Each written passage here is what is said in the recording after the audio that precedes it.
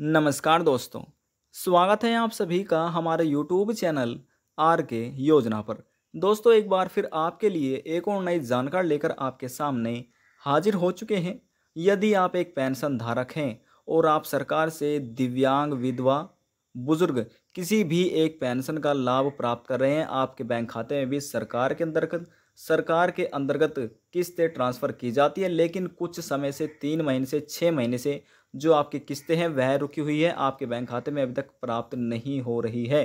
तो आज की यह जानकारी आपके लिए बहुत ही महत्वपूर्ण है। आज की इस वीडियो में हम आपको बताने वाले हैं वे 3 बड़े राज्य कौन से हैं जिनमें सरकार ने भारी पेंशन बढ़ोतरी की है, और अब भारी पेंशन बढ़ोतरी के साथ ही आपको पेंशन बढ़ाकर दी जाएगी। अब किस राज्य के अंतर्गत कितनी पेंशन दी जा रही है, आप इस वीडियो में जानने वाले हैं। और वे कौन से पेंशन लाभार्थी हैं जिन्हें पेंशन नहीं दी जाएगी, क्या कारण है, ये संपूर्ण जानकारी आज हम आपको इस वीडियो के अंदर बताने वाले हैं।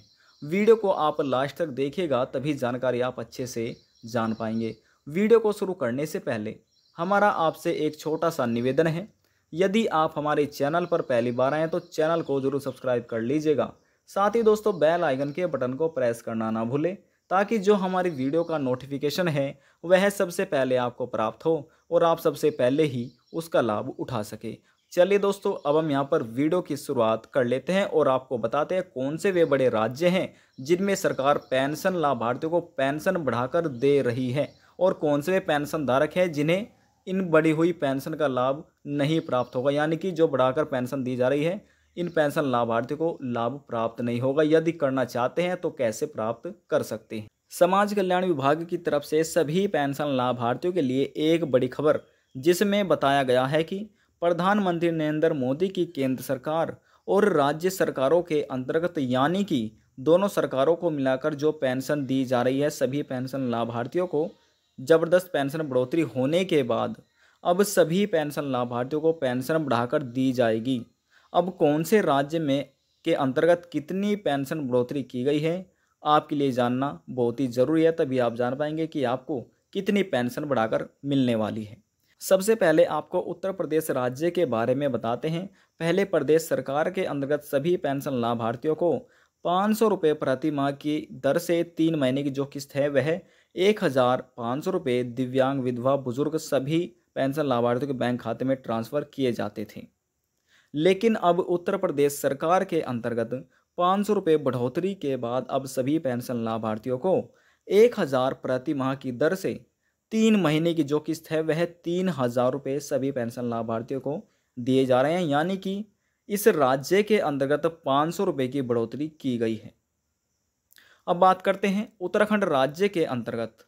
उत्तराखंड राज्य की सरकार के अंतर्गत दिव्यांग, विधवा, बुजुर्ग इन सभी पेंशन लाभार्थियों को बढ़ोतरी पेंशन की गई है। इनकी पेंशन में पहले इन्हें 1,200 रुपये प्रति माह पेंशन दी जाती थी, लेकिन 300 रुपये बढ़ोतरी होने के बाद अब इस राज्य सरकार के अंतर्गत पेंशन लाभार्थियों को 1,500 रुपये प्रति माह की दर से पेंशन दी जाती है।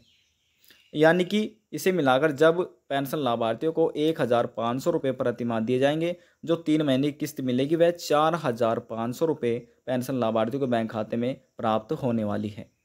ऐसे ही हिमाचल प्रदेश सरकार के अंतर्गत दिव्यांग, विधवा, बुजुर्ग, कुष्ठ अवस्था पेंशन लाभार्थियों को पेंशन बढ़ोतरी होने के बाद अब 1,000 रुपये से लगाकर 1,700 रुपये तक की पेंशन प्रति माह दी जा रही है।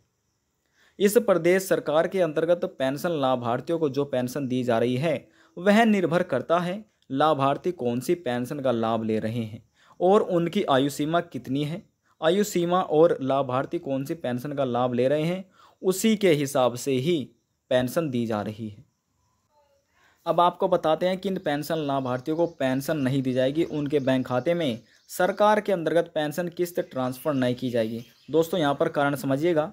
सबसे पहले है पेंशन का EKYC, दूसरा है बैंक सत्यापन, जो तीसरा है जिन पेंशन लाभार्थियों की पेंशन में गलतियां हो रही हैं और अभी तक उन्होंने अपने CSC सेंटर पर जाकर अपनी पेंशन का संशोधन नहीं कराया है। कैसे संशोधन? जैसे कि आपके नाम में गलतियां हो रही है, आप मेल है या फीमेल है, या फिर दोस्तों कोई गलती दस्तावेज लगा हुआ है, तो दोस्तों ऐसी छोटी मोटी गलतियां जिन पेंशन लाभार्थियों ने अब तक सुधार नहीं कराया है, उनके बैंक खाते में पेंशन किस्त ट्रांसफ़र सरकार द्वारा नहीं की जाएगी। आपको जो पेंशन अब बढ़ाकर दी जाने वाली थी उसका लाभ नहीं मिलने वाला है।